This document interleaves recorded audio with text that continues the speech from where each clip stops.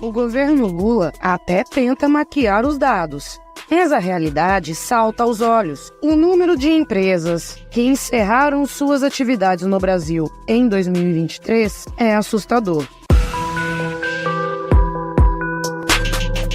Este é o Visão Libertária, sua fonte de informações descentralizadas e distribuídas. Foram divulgados recentemente os dados oficiais consolidados a respeito da saúde das empresas no Brasil, terminado o ano de 2023, o primeiro desse governo Lula 3.0. Tão logo esses números foram divulgados, a agência de notícias oficial do governo, ligada à famigerada EBC, tratou logo de mostrar a parte bonita da história, como era de se esperar. E como sempre acontece nesse tipo de situação, a verdade inconveniente terminou por ser varrida para debaixo do tapete. Contudo, você pode contar conosco para que a realidade dos fatos seja mostrada às claras. Em primeiro lugar, a forma como os números foram apresentados é no mínimo estranha. O governo preferiu revelar os dados referentes ao último quadrimestre de 2023, ou seja,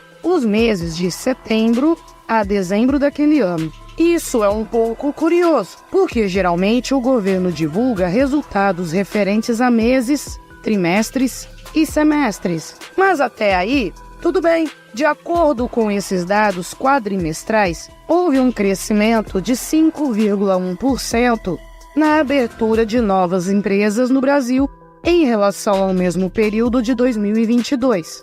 De forma geral, foram abertas mais de 1 milhão de empresas nos últimos 4 meses de 2023. Esse número parece ser muito positivo, não é mesmo? Agora, veja a mágica estatística sendo desvendada. Se considerarmos os valores do ano de 2023 todo, vamos perceber que o crescimento foi, na verdade, muito menor. Houve um aumento de apenas 0,7% no número de novas empresas abertas nesse período em comparação com 2022. Esse valor, inclusive, soa bastante estranho, uma vez que o PIB brasileiro, supostamente, cresceu 3% no ano de 2023. Então, era de se esperar uma atividade empresarial muito mais robusta do que esse pequeno crescimento na abertura de novas empresas. Mas o nosso papel de Mr. M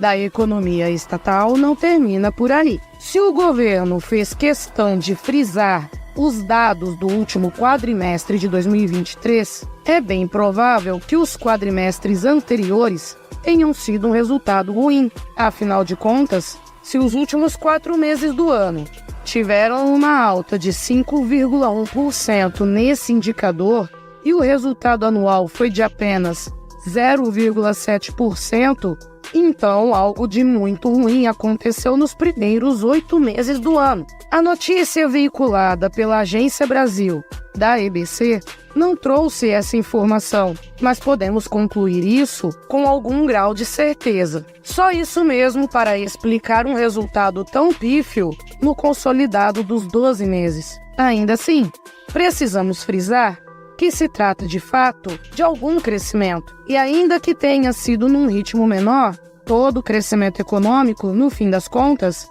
é sempre uma boa notícia. Isso representa, na prática, a economia se desenvolvendo. Porém, existe ainda outro detalhe a respeito dos números divulgados pelo Estado, que não pode passar desapercebido. Do total das novas empresas abertas em 2023, 73,6% são microempreendedores individuais, os famosos MEIs. Não precisa ser nenhum gênio para saber que isso não representa necessariamente algum crescimento efetivo da atividade empresarial. Basta apenas conhecer o típico jeitinho brasileiro. Muita gente simplesmente abre um MEI para contribuir para o INSS com o menor valor possível, cerca de R$ 70 por mês. Já outras pessoas abrem esse tipo de empresas como uma forma de driblar a tributação, cadastrando toda a sua família como microempreendedores individuais, para aliviar o peso dos impostos. Nesses casos,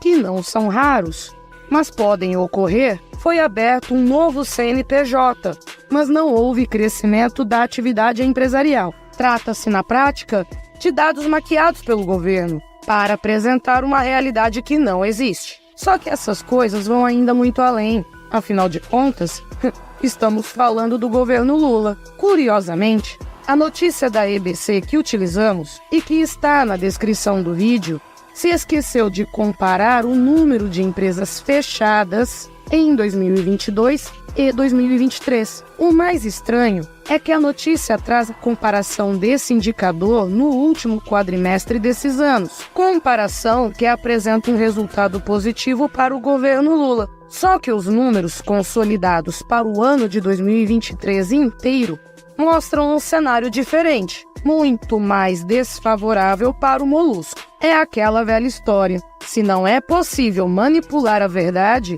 talvez seja possível escondê-la, principalmente se ela for catastrófica. E a catástrofe, nesse caso, é realmente gigantesca. Ao compararmos o número de empresas fechadas em 2023 com esse mesmo número no ano anterior, veremos que o indicador teve um crescimento de 25%. Foram 2,1 milhões de empresas extintas em 2023, contra 1,7 milhão em 2022. Esse resultado, sem dúvidas, está longe de ser razoável. Trata-se de uma verdadeira tragédia para o empreendedorismo brasileiro. Sim, no frigir dos ovos, ainda temos um saldo positivo de empresas abertas em 2023, de mais de 1 milhão de novos CNPJs, com as ressalvas que fizemos anteriormente. Mas ainda assim, os números são preocupantes. De acordo com dados apurados pelo Sebrae,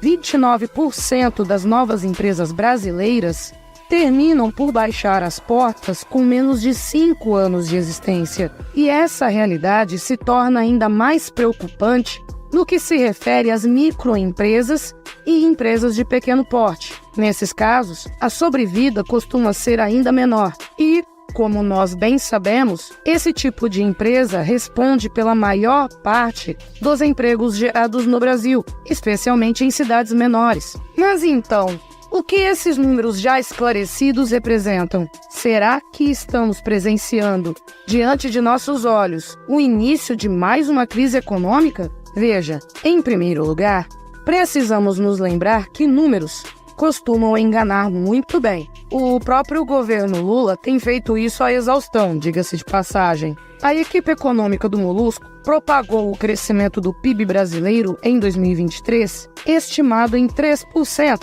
o que é um valor bastante razoável. Também foi feita muita propaganda em relação à inflação controlada, abaixo do teto da meta do Banco Central, ainda que batendo na trave, graças ao IBGE de Márcio Postman, sem dúvidas. Mas acontece que esses números não refletem a realidade, pelo menos não em sua totalidade. A verdade é que no ano de 2023 deve ser analisado em seus 2 semestres. Na primeira metade do ano, havia a herança do governo anterior, comandado por Bolsonaro, tendo Paulo Guedes na pasta da economia. E essa herança representou grande parte do crescimento econômico do ano passado. Estima-se que o chamado carrego estatístico do PIB, o crescimento herdado do ano anterior, tenha representado 0,9% do crescimento de 2023. Então, Lula surfou legal no efeito Bolsonaro. Já na inflação, e entenda que estamos usando aqui a definição estatal, ou seja, o aumento de preços, embora aparente estar ainda controlada, está seguindo uma tendência de alta, revertendo o patamar anterior. É importante notar, nesse caso, que existe uma conhecida defasagem no resultado de políticas econômicas adotadas por governos, ou seja, o que o governo faz hoje, para o bem ou para o mal, terá a sua repercussão daqui a alguns meses. E se nós utilizarmos um índice menos enviesado que o IPCA do governo, como o IGP-M da Fundação Getúlio Vargas, vamos perceber isso. Tivemos meses de deflação até agosto. Depois disso, porém, os preços só subiram. Isso representa, na prática, o fim do efeito Bolsonaro. Agora, o atual governo já não conta mais com essa herança positiva. Tudo o que acontecer daqui para frente já é efeito Lula. E o que podemos esperar desse cenário? Não é preciso ser um gênio em matemática econômica para imaginar que nós teremos, sem dúvidas, uma economia praticamente estagnada, como já avaliam os especialistas. Só que, se a economia simplesmente não crescesse, o problema não seria tão grande. Mas a verdade é que isso sempre pode piorar. Afinal de contas, já vimos esse filme antes. O passado petista nos mostra o quanto esse partido é capaz de prejudicar a economia brasileira. O governo Lula tem se empenhado em repetir todos os seus grandes erros do passado, entre eles a intervenção pesada na economia, aumento de impostos, crescimento descontrolado da dívida pública, populismo barato, manipulação de preços por meio da intervenção nas estatais e por aí vai. Esse conjunto de medidas econômicas heterodoxas e dirigistas deu errado no passado e vai fracassar miseravelmente mais uma vez. E o que vai acontecer na sequência dessas medidas desastradas? Teremos, infelizmente, mais quebradeira de empresas. E desta vez, o senhor ministro Fernando Haddad não poderá culpar o Bolsonaro pela tragédia. A verdade, contudo, é que não importa qual partido político esteja no poder, quando unimos o planejamento centralizado e a intervenção estatal na economia, sempre teremos, como consequência, a destruição de riqueza e encolhimento da atividade econômica. E quando isso acontece, os primeiros sintomas são sentidos justamente na atividade empresarial. O empreendedor, aquele que é o verdadeiro responsável por gerar riqueza e fazer a economia progredir, é também o primeiro a pagar a conta no caso de um governo desastrado. Ao que tudo indica, e de acordo com os dados de 2023, o empreendedor brasileiro já está pagando essa fatura. Agora, só nos resta perguntar: o que será da economia brasileira daqui até o fim do mandato do Lula? Obrigado por sua audiência. Este artigo foi escrito por Quintessência, revisado por historiador libertário e narrado por mim, Paula Souza. Escreva artigos você também. Acesse visãolibertaria.com. Se você gostou do vídeo, compartilhe em suas redes sociais. Caso deseje ser avisado de outros vídeos, inscreva-se no canal e depois clique no botão da campainha. Até a próxima!